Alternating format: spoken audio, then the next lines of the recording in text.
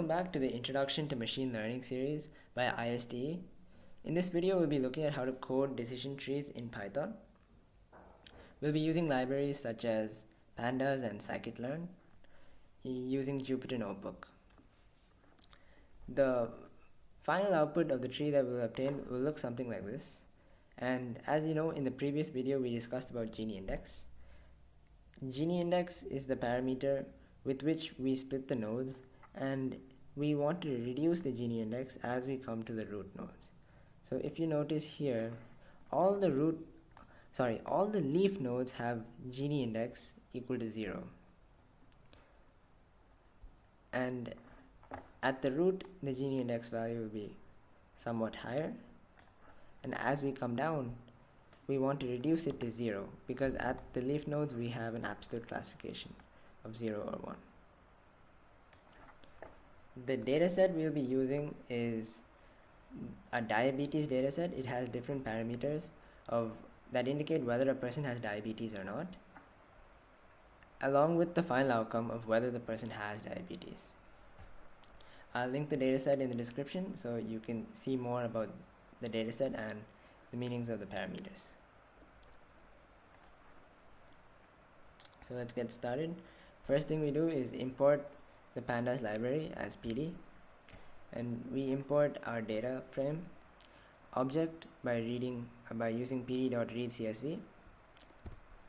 Make sure that your data set is in the same directory, or specify the correct path to load in the data frame. Now we'll just display the data frame. As you can see, as we saw on the Excel sheet, the same output is given. We have 768 records in our dataset. And now what we do is, from scikit-learn, we import our test train split. So what the test train split does is it creates our training data and our test data. Because we know in machine learning we want our model to work for new values, and we want to train our data on particular data, and we want to test on brand new data to see if our model can generalize to new data.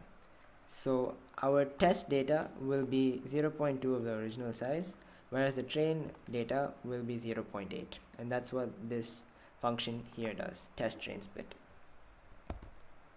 And now just to see what train looks like, we have train, which is 614 rows, and test, which is 154 rows. So we have two independent data sets now, test and train. And now to pre-process, we want, you must have seen, if you've seen machine learning models before, you would have seen x-train, y-train, x-test, y-test. Our x-train is where we have the input parameters for the training data set, and y-train is where we have the output parameters, or the outcome, whether a person has diabetes or not. 1 for true, 0 for false. And the exact same for the test data set. We have our x-test and our y-test, and this is the code to produce that. Simply we remove the outcome here to get our x-train, and we only include the outcome to produce our y-train. For example, our x-train looks like this. We do not have the outcome parameter, and our y-train looks like this. These are just the outcome values along with the indexes, and the exact same for the x-test and y-test, which I can just show you now. And the size is the same as the test dataset.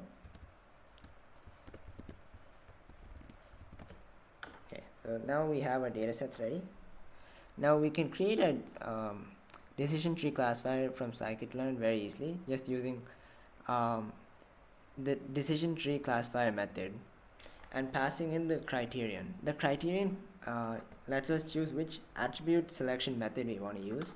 So let's make two models, one called model_Gini, which has its criterion as Gini index, and model_entropy, which has its criterion as entropy. And so let's run this code, and now our models are created. Now we use model_Gini.fit and we pass in our input, which is x train and y train. What this will do is it will fit our data to the model and actually create the model for this data. And now what we want to do is we want to find how well this model scores or how accurate our model performs, not on x train y train but on x test y test, and this is new data that the model has not seen before. And we see that we get a 69% score using Gini index. And now and it's important that we test on new data, because for example, if I fit the model with x test and y test and I run it on the same data which the model has already seen, we see that we get a perfect score, which is really good. But the purpose of machine learning models is to produce results on new unseen data, which is what we're doing here by training on this data and testing on new data. And we still scored a 69% accuracy, which is reasonably good. Now let's do the same for entropy, when entropy is a criterion.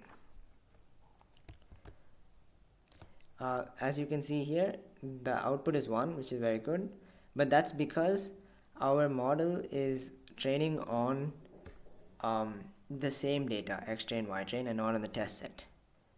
So let's see how it, and this is what is known as overfitting, where the model might not adjust to new data but performs very well on the training set.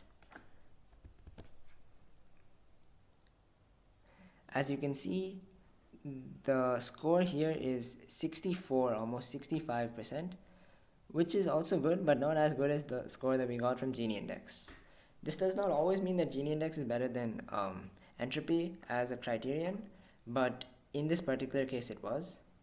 And that is another key point to know is when to use Gini index and when to use entropy.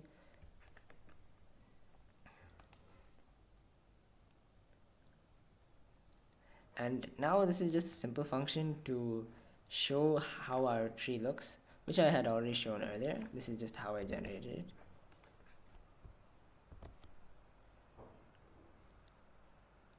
So this creates our tree, which we can actually see from here.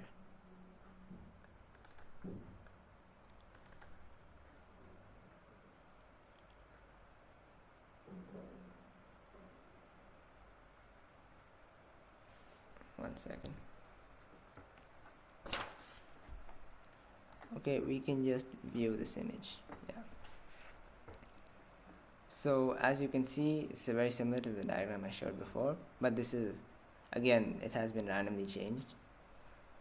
The root is has certain parameters such as insulin less than 129.5. If that value is true, we come here. If that value is false, we come here. And we keep following the tree until we reach a leaf node where the Gini impurity is 0, and we have a class label for that, which will be our final output, our final class label. And that is all we have for this coding example of decision trees.